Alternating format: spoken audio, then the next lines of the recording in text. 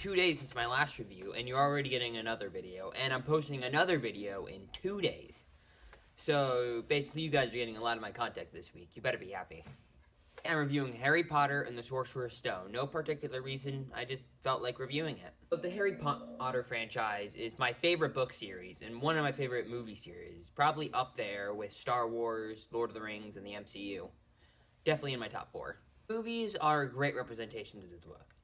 Not as amazing as the books, but great representations. And this first one is a great start to the series. It really does an amazing job of capturing the magic of the stories. And while it doesn't bring over everything, it brings over just enough to make you really feel like you're in this world. The stuff that I'd say they cut were non-essential. There were a few things that they cut that I feel like bring down the movie a bit. I'm nothing too serious. Book to movie adaptations go, this is probably one of my favorites. Actors are pretty good. The kid actors definitely have their moments where they're really good and the moment where they're just not good at all. I feel like Daniel Radcliffe, for early on in the series, he pulled off a pretty solid performance and even had some really heartfelt and emotional scenes that he did really well in. Rupert Grint did okay as Ron, and his performance will be ever iconic.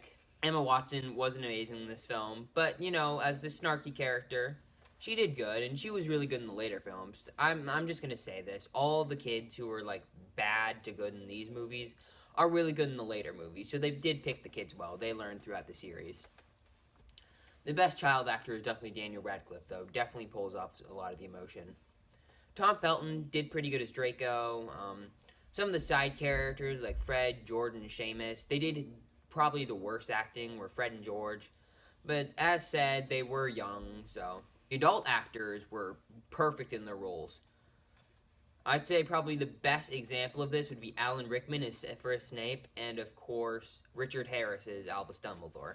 Rickman managed to put this specific sense of fear in you, even though you don't know why you should be afraid. But then he also managed to make you hate him in moments where you should. And Richard Harris, even though his character is, you know, stern sometimes, he really makes you feel heartfelt and safe. Steve Smith and Robbie Coltrane did good jobs as their characters, Hagrid and Professor McGonagall. They weren't standout performances, but they definitely did a great job. Special effects in this movie were pretty good. They were lacking in some scenes, but really good in others. I'd say examples for bad CGI would be during the Quidditch games or whenever they use a green screen. And I say examples of good CGI would be in the final battle and when they first see Hogwarts. The effects for magic is really good too. One of the best parts of this movie is its music. The movie is scored by John Williams, my favorite composer, who scored many of my other favorite movies. His music managed to put a feel of mysticism and wonder in you, while also putting in excitement during the sports scenes and, you know, emotion during some of the more heartfelt scenes.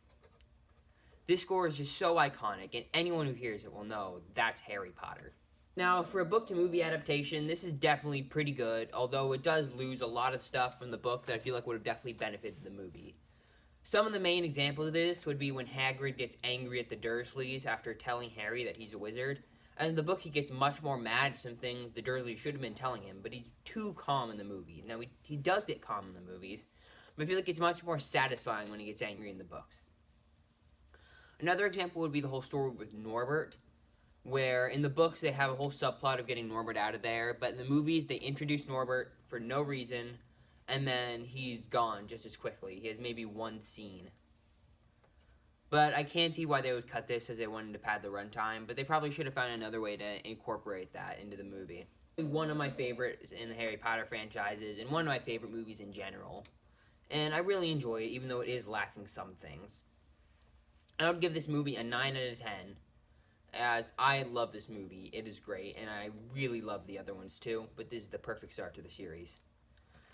Now, my next videos will be my Avengers Endgame review on Friday and my ranking of the entire MCU next Tuesday. And I worked hard to make that one, so I hope you enjoy it. Anyway, I hope you guys liked the video. Make sure to like and subscribe, and I'll see you guys later. Bye-bye.